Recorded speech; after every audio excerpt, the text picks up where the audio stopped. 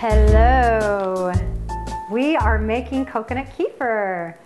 Coconut kefir is amazing. We love coconut kefir because coconut water just naturally has so many minerals. It's really hydrating. It's like the natural it's like the natural Gatorade. It's like the natural healthy for you electrolytes to rehydrate the body, filled with minerals, super alkaline. But when you ferment it, it has this incredible effect on the endocrine system. It helps to tonify the intestines and flatten out the tummy some. It actually has been known to benefit the liver and really feed that endocrine system. So keeping the hormones kind of in order, right? It's excellent for digestion. So when you have some coconut kefir, after a meal, you have just a little shot glass of it. It helps to digest the food. And guess what it does? Just like all of these fermented foods, it kills sugar cravings. How amazing is that? So what we've done is we've taken the water from young Thai coconuts.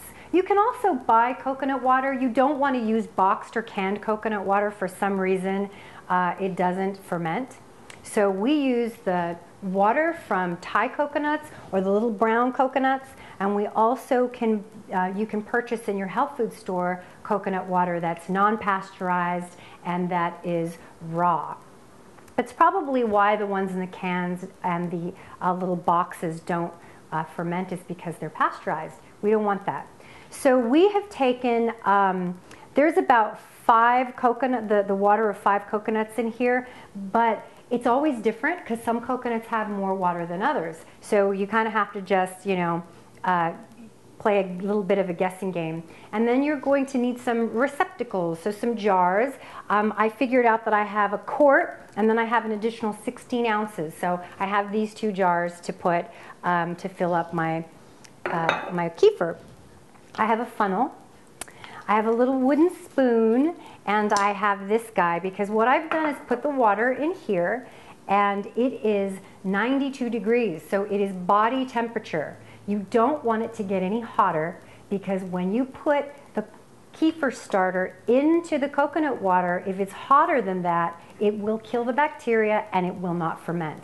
And then you're just going to have sour, rotten coconut water. So you need it to be 92 degrees. If you don't have a thermometer, the best way to determine that is by sticking your pinky in there, and it just feels warm. It doesn't feel like much of anything. It doesn't, in fact, you can't even tell if it's in there or if it isn't in there. It just is body temperature. Or you know how you do with the baby's bottle and you put the milk on your wrist and you can't really feel much of anything.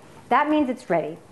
So then we're going to take our kefir starter, not our culture starter.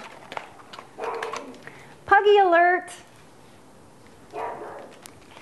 So we're going to cut this guy open.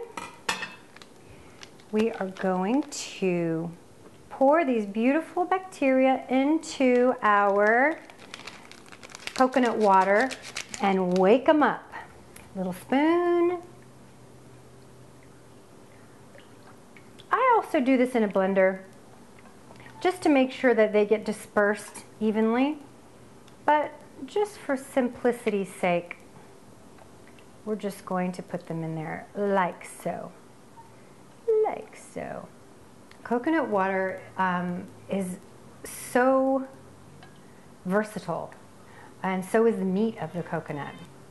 Beautiful, beautiful. All stirred around and broken up and coming to life because these bacteria, when they meet up with sugar, when there's sugar in coconut water, naturally occurring sugars, they wake up and they're like, woohoo, it's time to eat, because that's what they eat. They eat sugar. And they eat the sugar right out of the coconut water through that fermenting process, which is why it's sour at the end. That's why at the end of these fermenting processes with the dairy, the vegetables, anything that you ferment, those bacteria eat the sugar out of it. And that's why they're tart at the end, because there's no sugar left. And that's what we want. And that's what they do in your body when you eat them and you drink them. They eat the sugar out of you. How awesome is that? So now we're going to pour it, not all of it because I have a lot in here. looks like that much for now. Okay. Oh, that smells like candy. It smells like cotton candy. I don't know why. Coconut, you know, warm coconut water, delightful. So I'm going to put this is how easy this is. The hardest part about the whole thing is acquiring the coconut water out of the coconuts. And that's not that hard. And then we're going to put our little funnel in there. And we're going to pour.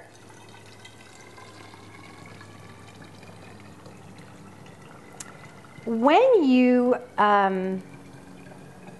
first start taking in these fermented foods, you want to start off with a little bit at a time, because you can have a little bit of a die-off reaction, because they're very potent. When they start to eat that sugar out of your body and they start to eat up all of that, the bad stuff in there, you can have a die-off from it.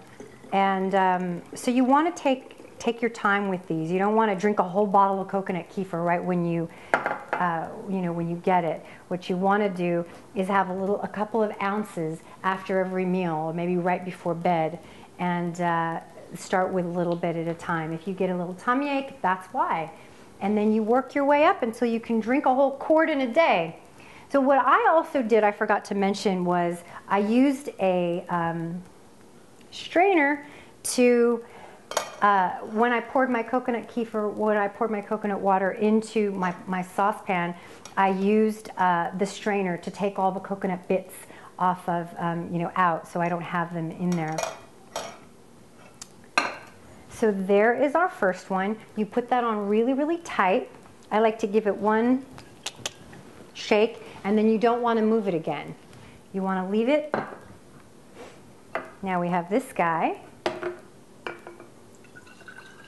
It's about 16 ounces. Oh wow, that's exactly 16 ounces. I'm good. Put your lid on, tighten it up. Give it one little shaky shake. Now you want to keep this at the same 72 to 75 degrees-ish. You don't want to go too much hotter than that, and you definitely don't want to go cooler than that, because the bacteria will fall asleep, they'll go dormant, and you won't ferment your product, and then you just won't, it'll go bad in the cupboard.